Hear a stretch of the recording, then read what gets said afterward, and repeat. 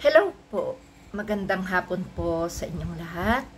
Andito tayo muli at ako po ay magbibigay lang ng kaunting komento para dito sa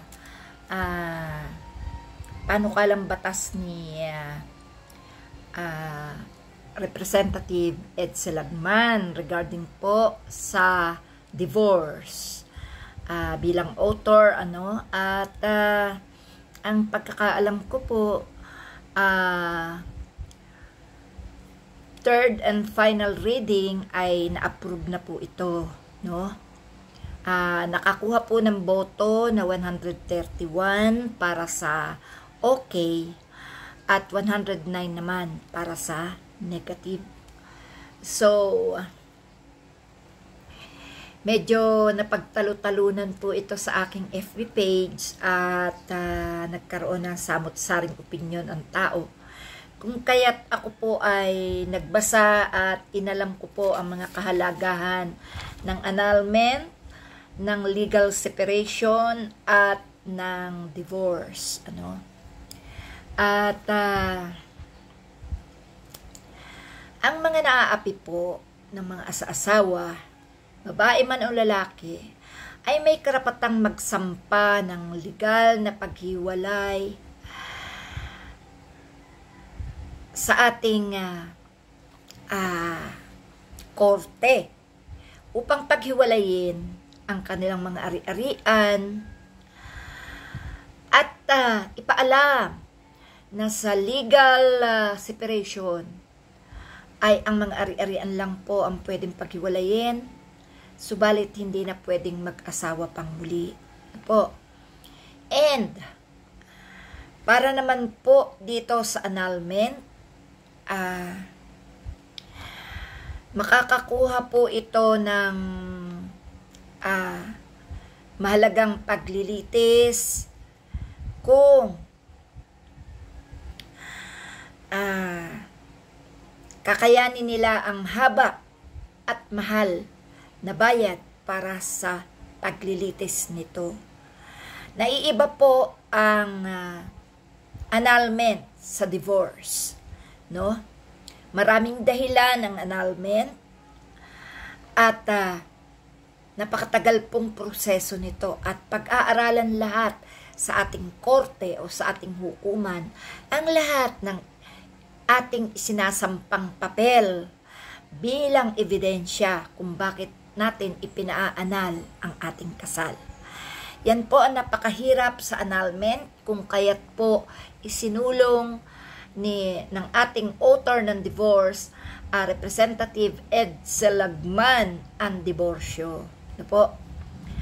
At ito naman po ang para magkaroon ng bisa ang diborsyo, no?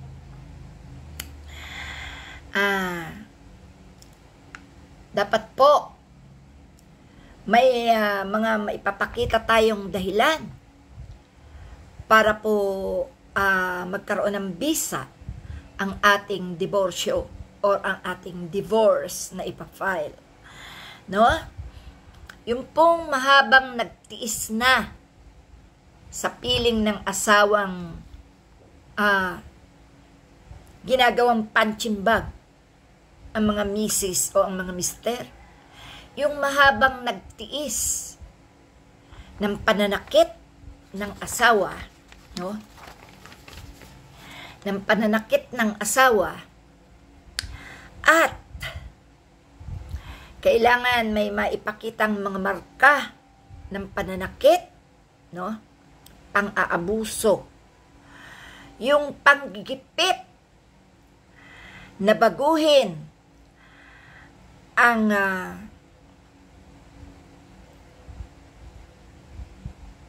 kanilang kalagayan, lalo na po sa relihiyon, no?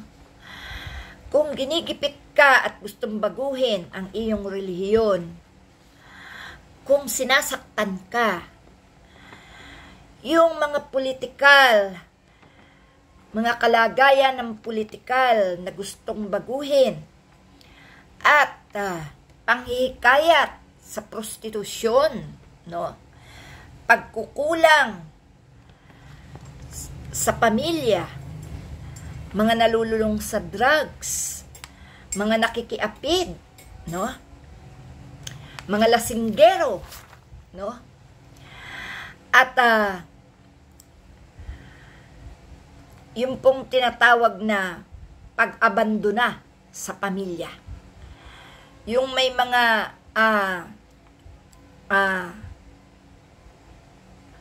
pag-abuso, sexuality, no? Yan po ang mga kailangan sa pag-file ng divorce. At para mabigyan po ito ng visa, kailangan po ito ng ating mga mag-a-apply ng diborsyo. At dito nga po sa legal separation, paghihiwalayin sila pati na ang kanilang mga ari-arian, pero hindi ka na pwedeng mag-asawa pa. At dito naman po sa annulment, magdurusa ka kung hanggang kailan mo kakayanin ang tagal ng proseso at ang mahal ng bayarin dito. Sa diborsyo po, para mabigyan ito ng visa, kailangan may mga matitindi kang ipapakitang ebidensya. Now, sinabi ko po na pabor ako sa divorce, sapagkat ang divorce po para sa akin, kapag nag-file ka nito, ay naririto ng lahat ang dahilan kung bakit ka nagpa-file. Ang kailangan lang ay yung katunayang magpapatunay ng mga ebidensya. Nang sa gayon ay atin itong makamit. Ang annulment po ay malabo pa sa baha kung hanggang kailan ito maaaprubahan. At kung mababaw lang ang mga dahilan, hindi po ito maaaprubahan. At sa legal separation naman, may kontrata po na hindi ka na pwedeng mag-asawa pang muli. Yan lang po, mga kapatid, ang aking nasasabi. Kung kaya't nandito na po kasi sa hinahanap ng diborsyo, ang mga dahilan ko kung bakit gusto ko ng diborsyo. Nagbago ng reliyon, paiba-iba ng isip, pinagtatangkaan na kung saktan, oras na inabando na kami, diborsyo po ang aking ihahain.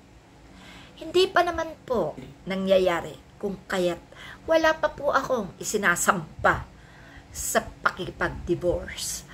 Pero, pumapayag ako na magkaroon ng diborsyo para meron ng batas ang Pilipinas na magiging sandalan at kakampi ng mga inaapi ng asawa, babae man o lalaki. Salamat po, mga kapatid. Thank you.